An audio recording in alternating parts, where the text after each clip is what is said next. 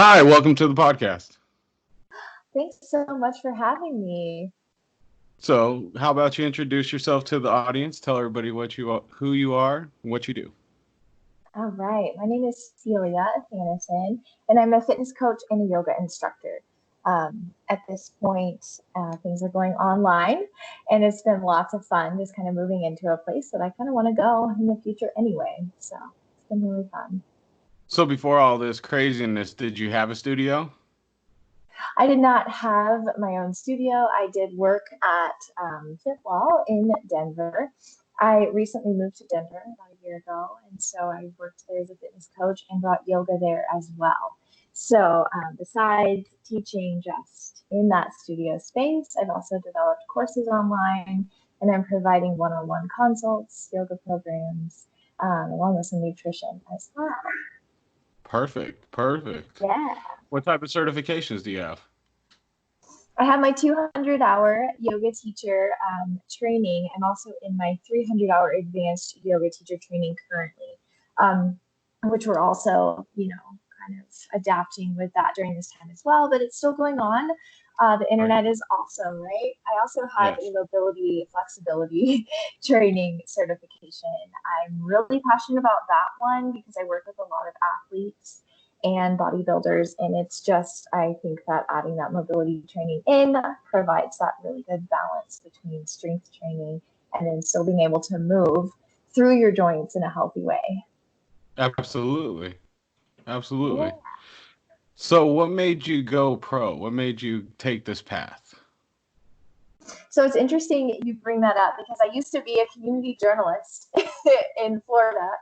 And so that was probably like, I think it was 5 or 6 years ago, maybe a little longer that I got that job. And I love to write, and that was how I expressed myself. And so I took on a job as a community journalist. Um, at the time, I was very active. I've always been very active, but I did not consider yoga something that was worth my time. It seemed I always was like, yoga's not a workout. I'm not going to do Right. yoga.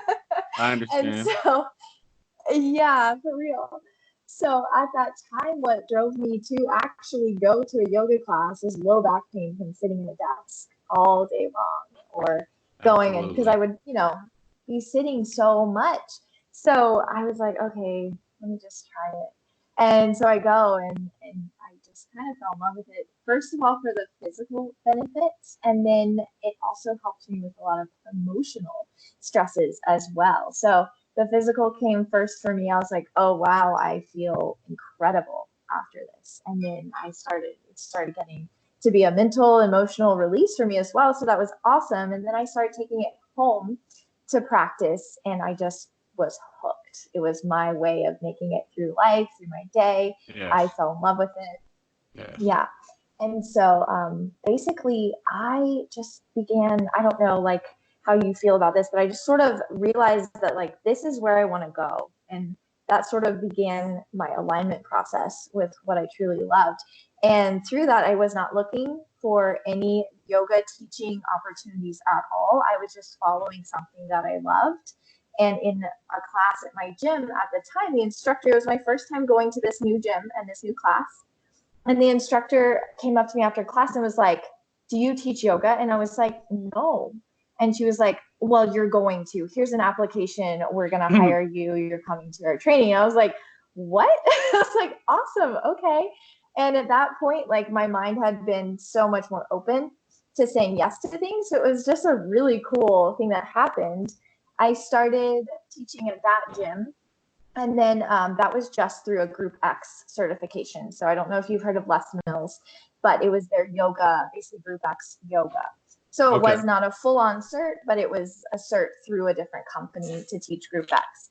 Then, like 2 months later, I was actually seeing a therapist at the time, and she hooked me up with a friend who was looking to sponsor a yoga instructor to go through training. And I Awesome. just was like, what? Like, this is Awesome. amazing.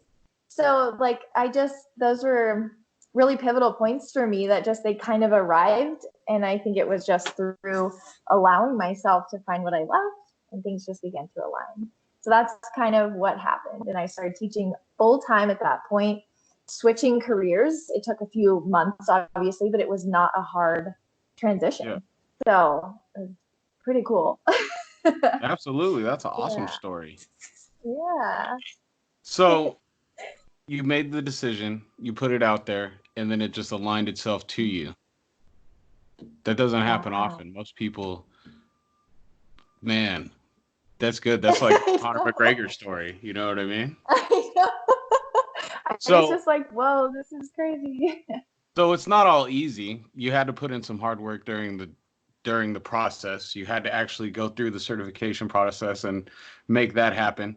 So what are some of the things that you did during your time to help you manufacture your reality now? How manufacture your opportunity? Yeah, for sure. Um, I would say that once I began teaching, I had to find a balance between my own practice and then giving and teaching. So when I taught full time, that those about 2 years or a year and a half, I think, before I moved to Denver. When I taught full time, I was teaching too many classes. First of all, for my body, and then for my tank, I guess, my self tank of Yeah. inspiration that I had to draw from. And I was teaching 22 classes a week at the time. And whenever I tell another yoga instructor or fitness person that, they're like, what What? the heck, girl? Like, Yeah. that's too much. And though it was yoga, I was still teaching a lot of beginners. So I was doing most of the practices along with them so that they Yeah. knew like what the form was and all of that. Now I have classes that I can teach where I'm able to walk around the room and teach in that way.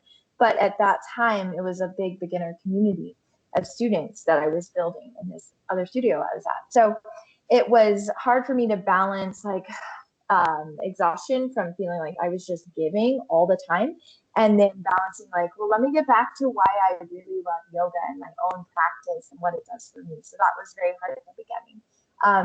I would say that the certification process was awesome. I was thriving through that. The practice just came to me just because I was in it. I loved it. My next challenge, I would say, came when I moved to Denver because Yeah. I didn't know the place, the people, the community, and I'm a year in, so there's still a long way to go, but it's a lot of fun at this point, not as overwhelming as it was at the beginning. So that was definitely my second thing. I came to Denver and I was like, I don't know if I can teach here. There's so much yoga here compared to my small town. I was like, this is intimidating. You know what I mean? And I know what I know and where I was at. And I was like, oh, I need some time for me. And so I took, time, and I enjoyed and still enjoy being a fitness coach. And so I'm very, very much involved in fitness as well. It's not my true love, but I do love it. And so it was really nice to be able to practice again for myself and just kind of Yeah. recharge. And I found that training that I had been looking for, the advanced yoga instructor training. I had signed up a couple years before and had to drop out for different reasons, but I was like, oh, I get to do it again. And so like everything just kind of slowly, like I think that's something I've been learning is it's okay to just embrace like uncertainty and to be slow and take small steps as you keep going, because then Absolutely. things will happen. Yeah, as it's supposed to and as you're ready. So it's been really, really cool. Yeah. So how has this pandemic affected your business? Interesting. I have to say that because of the studio or the that I am a coach and a yoga instructor at, because of my boss and her being amazing, she and all of us coaches have come up with a way to provide online value for our clients. And that involves one-on-one consults as well as live streaming classes. I also am partnered with a couple other companies that I provide online classes for as well. And then I have my own little business that's kind of beginning. And so the pandemic is, I would say, I view it as a huge opportunity, especially for yoga instructors, Yes. because we are able to really use the internet and our resources to help people calm down just through their breath and through movement. And it's actually been a huge opportunity to serve in that way and to offer resources to people without really worrying about the money as much because my boss is so awesome. She has given us a lot of freedom to serve. And so I'm just like, this is awesome. I'm able to build my company and work for these other companies that I adore. And it's been really, really good, even in the midst of a horrible and scary situation. That's awesome. Yeah, very grateful. So, so most people, they're sitting around, they're watching a lot of TV, they're going to the fridge too often. What are some Yeah, things that they should look out for, and what is something that they could potentially do to not make this time detrimental on their body? absolutely. That's a great, great question. So, my biggest approach to both moving enough and eating healthier, because I struggle with the same thing. I'm like, oh, I probably should just eat. It's like, Yeah, right. no, right. Is to, yeah, is to add in healthy movement. Just think about adding to your day rather than focusing on what you can't do. Focus on what you can do and what you love to do. So for me, that's yoga, and I play a lot with inversions now through the pandemic because it's physically challenging, and I'm not able to walk or take as many steps or get as many workouts in as I used to. So my body is just ready for something like that. So that to my body is super fun.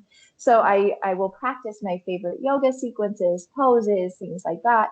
And then in regards to nutrition, I'll go for the healthier food. So I'll be like, what can I add to what I want to eat today? So how many, like, can I add some greens this morning? Or can I add that healthy smoothie first? And so whatever I add in all the healthy foods first, then it leaves less space for the unhealthy foods.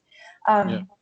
Another thing I like to say about nutrition is taking a more abundant approach. So just telling myself, hey, I can have any food that I want. Like physically, like I can make the choice to have any food. It's not that I have something that says you can't have it, because once you say that, you want it extra, like extra hard. You love that food Absolutely. so much.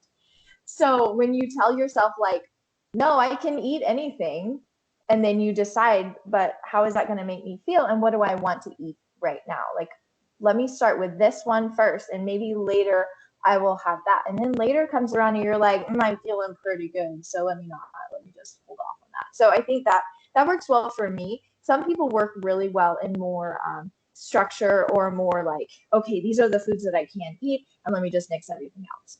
A lot of other people are like, it just sounds great. And so just giving yourself the power to choose what you are going to eat, even though you have all the permission to eat whatever you want. I So like that. that has helped me a lot, just kind of taking an addition approach rather than subtraction for movement and for food. I like that a So, lot. I like that a lot. I know most yeah. people don't drink enough water. Is there something else that is like standard that people don't do when they come on board and they're new to fitness and they're new to industry? Like what's something that everybody does that would be a quick fix that you could try to get ahead of during this time? Let's see. I know that, let's see, a quick fix. I know that a lot of times when people jump into fitness or into healthy eating, they can go overboard really fast, and then all of a sudden burn out and just not do anything anymore because they're like, well, I did all of this and I saw no results. And it's like, that is the hardest part, I think, is the patient consistency. The little bit every day, or the small steps every day that bring you huge results over a certain amount of time. And Absolutely. I think that's something, yeah, I think that's something that is very valuable right now, is to have someone to create, whether it's a plan for you, it could be nutrition, it could be a fitness plan, something. It really does help to have something to follow, even if it's small, in small amounts every day. Like, here's this meal plan that you should go for, and it may not be as like kale heavy or whatever as someone who's going overboard with their diet might be, or it could be a 40-minute workout every day, just 40 minutes, and not like I have to do 3 hours a day or whatever Right. it is. I think that can be a big hang up for people in yoga and fitness. They're like, I worked out, like I am so sore and now I can't do anything. I don't even want to anymore. Let me just give this up. I'm not seeing results. So yeah, that's slow, steady, always wins. Right. So, where do you see yourself in the next 5 years? The next 5 years, I'm super excited about the next 5 years. I feel like I will continue with my continuing education, which really lights me up on the inside because I have more to provide to people. I love to share everything that's made a huge difference in my life. And then also just to help people feel better. That's a big thing for me in all aspects. I love to help people feel better. So in the next 5 years, I hope to continue building my own small little consulting yoga business and be able to reach more and more people that way, just to keep doing what I love and to provide a resource that's actually super helpful for people. That's kind of, I see the next 5 years being definitely a building process, but also something that is going to bring me so much joy and purpose. Yeah. Absolutely. Absolutely. So when someone comes onto your yoga business, what are some of the best Mm-hmm. benefits that they see? Like from beginner to intermediate, what are like some of the quality of life adjustments they see? I would say not only do they find a more of a centered approach to things, so whether it's like finding out that you can actually tune into the way your body is feeling and your body will tell you so many things. And then you can, I also notice that they feel more peace, whether it's emotionally or physically. I've had worked with veterans before, and one of them specifically came up to me, and this was in Florida, and he said, "I can sleep now. I have had trouble sleeping for years," and he said, "Now I can sleep just because I come to your class twice a week."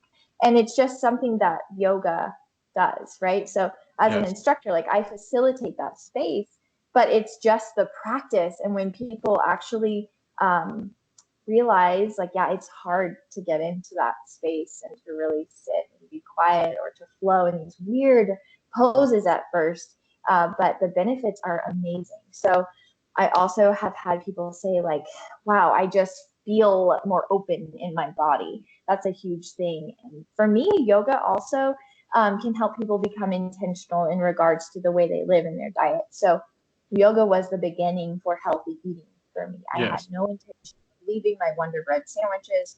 I was fine with the type of way that I ate until I started yoga. And then I realized, wow, like I'm breathing better because I had asthma and allergies horribly at that time. And then I just began to slowly change my diet, and all of that is gone.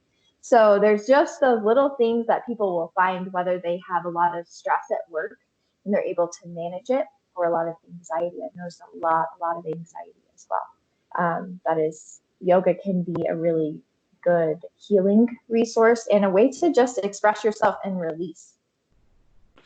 I think that a physical activity like yoga is kind of necessary because like you said that is like the reason to diet. And I found that same type of thing in high school when I did wrestling, after high school when I did jujitsu, and recently when I started doing rock climbing because like I blew out my joints, you know what I mean? Doing working out and Mm-hmm. doing jujitsu and wrestling when I was younger. So now I'm trying to like build them back up. So I took on climbing. And that was like the reason to start paying attention to my diet again. That was the reason to start like almost getting in that competition mindset. You know what I mean? Yes, I really like that. absolutely. Yeah. That's awesome. Oh, I love So, that. Rock climbing is hard and a lot of oh, I fun. love it so much. I love it so Yay. much. That's actually why I started doing yoga. It's because like I started to like being crunched up and like, you know what I mean? You hold so hard in static positions that you need yoga to loosen up. Otherwise, you just become like this tight ball. Yeah. Yeah, absolutely. So I love your page. I love your social media. What's your Thank social media you. influence? Who do you listen to get on point like that? Mm, let's see. So I draw a lot from my own bad and good experiences. So I've noticed for me, even when I used to write, there's always a positive way to look at something. And even though, like when I hear myself say that, I can think back to times where there was no motivation for me to look at the positive. Yeah. So a lot of times, like I literally will pull from those experiences, and it just kind of comes up for me, depending on like how I'm practicing or what I'm actually reading. So I'm reading through a lot of healing books right now. I dealt with a lot of stress for a couple of years, and I just am on the other side of having severe gut issues as kind of a consequence of that stress. Uh-huh. So there's been a lot of reading and listening to good podcasts that I've also done, and to help me understand like how your body actually stores emotions, how stress actually can turn Yes. off certain parts of your body. And it's very fascinating to me, but it's also like really eye-opening in a way that I can care for others too. So I tell myself that I went through a year of horrible gut issues because now I can help other people with things like that, and it provides Absolutely. a lot more perspective. Yeah. So it's kind of, in a nutshell, where things come from, whatever I'm reading, whatever I've been through, going through, and loving about life, have learned. And then I also am a Pinterest quote junkie. So, yeah, those are good So too. we have all these yoga instructors that are out of work or their gym shut down, their studios down. What's a piece of advice that you would give someone in your shoes to help do what you did, to help get someone from the internet and help start training them? Yeah, I would say to put all of your self doubt about putting yourself out there aside, because that is the hardest part, I feel like, Okay. for a lot of us. Just because it's an intimate thing that we're doing when we are teaching yoga, and or posting about certain things, like when you're vulnerable in a class setting or in a social media post, there's so much room for judgment. You feel like, even if you're bringing so much positive, you're just like, oh, I'm putting myself out there so much, and that can be a really hard. Another thing is that it feels very overwhelming. It's like, what do I do first? I've had the most trouble just with platforms to stream live onto multiple social media platforms as well. And it's like, how do I get this on my website and or whatever? And it turns out something so much simpler was better. Yes. It can be, yeah, it can be daunting to be like, oh, everyone says I need an email list or a really great website or all of these things, when really it's just best to get started with what you have. And I think that's a hard thing, because a lot of us, like, we'll work somewhere else. It's not like we're focused as much online. So having to immediately take things online is like, oh my gosh, there's so much to do. And then what if like so many people end up looking at this later and they're like, well, that's a really weird thing for her to say, or there's all Right. these little things that will come up that make you second guess yourself. So for yoga instructors, I'd say just start literally where you are and go from there, and know that you're always learning the whole time. I'd say everybody that creates content has the imposter syndrome. How do you get over it? Yes. Yes, absolutely. Yeah. Yeah, I agree. Yeah. So how do you get over your imposter syndrome? I would say it's been a process. It's been a slow process. I started my Instagram page almost 3 years ago at this point, just as a personal journey through yoga. I was like, oh, let me try some fun poses, let me Yeah. join some Instagram challenges. And through that, I just was like, oh, I love to write as well. And so Instagram became like the ideal creative outlet for me, to be able to showcase yoga and what different things I was learning, and then pair it with everything on my mind. So anything introspective that was going on. And it just became like a really slow process. I had to get over like, oh, coworkers are going to read this or Yeah. whatever it is, because that's actually how I truly feel or what I was truly thinking. And it's like, you know what? This is true to me, and it's my story and my thing. So it took a while. It was a step-by-step Instagram post by Instagram post process for me, and then Yeah. slowly beginning my website and speaking about things that I loved and I was learning. It was not easy for me to get on video, even though I love video. So it's everything is a process, because you're opening yourself up to people, and it feels like the imposter syndrome. You're opening yourself up to judgment, or what is that you're saying? Do you know what you're talking Yes. about? And all of that type of thing. Yeah. So definitely process. You nailed one of the key staples, though, is being authentic. That's one of the biggest things. If you're not authentic, people just sniff it out immediately, and that's how you commit social suicide on here. So true. I love that. Yeah, it's absolutely true. You have to be true to who you are. Yep. It'll pull in your right people as well. So you don't Absolutely. have to worry about reaching everyone, just your people. It's awesome. Yes. So, from where you are today, what advice would you give someone trying to be in the shoes that you are right now? How would you recommend to them that they get to where you are? I would say find what you truly love and what makes you feel alive. It sounds cliche, but find what really lights you up on the inside. For me, I want to wake up in the morning excited for my day, excited for my life. I don't want it to be something like, oh, shoot, tomorrow I have to do this. And I just really hate Wednesdays because of this or whatever it is. I want to wake up and be super stoked for the people I get to talk to and for the things that I get to create and to do and what I get to help people with. So it's a process, right? I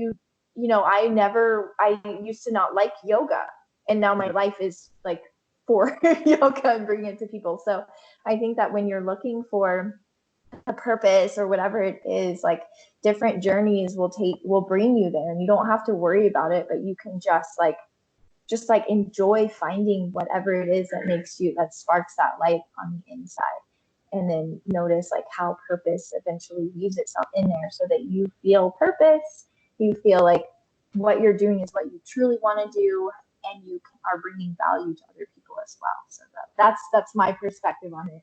Yeah. Absolutely. You nailed it again, because like it's one of those things where you have to find that hobby that you enjoy, right? And like Yeah. I can think of my niece. My niece is like 21, 22, and she's Yeah. like she says that she doesn't really have a hobby. She doesn't really have what she has, something that she enjoys, something that she has to like chase. Most people don't really have that. Yeah. And it So can like you take a found yours while. going through yoga. How'd you find yoga in the first place? So yoga in the first place came to me from my low back pain at my journalist job. Everyone was like, maybe you should go to a yoga class, Celia, What because I caused was in you my low early back pain? What were 20s. you doing? Just sitting? Yeah, I was sitting a lot. I had to, as a journalist, I was just sitting in my desk and writing. And I love writing, but I don't love sitting. I can be a super high energy person. And Yes. then I can also be like really mellow. So at that time, I was like, why do I have low back pain? I started feeling like an old person, and just not feeling good for being like, what, 24 at the time. I was like, I can't, this is not good. Right. And everyone's like, go to yoga, just do it. And I was like, yoga is not for me. I was like, it's not a workout. I guess I'll just try.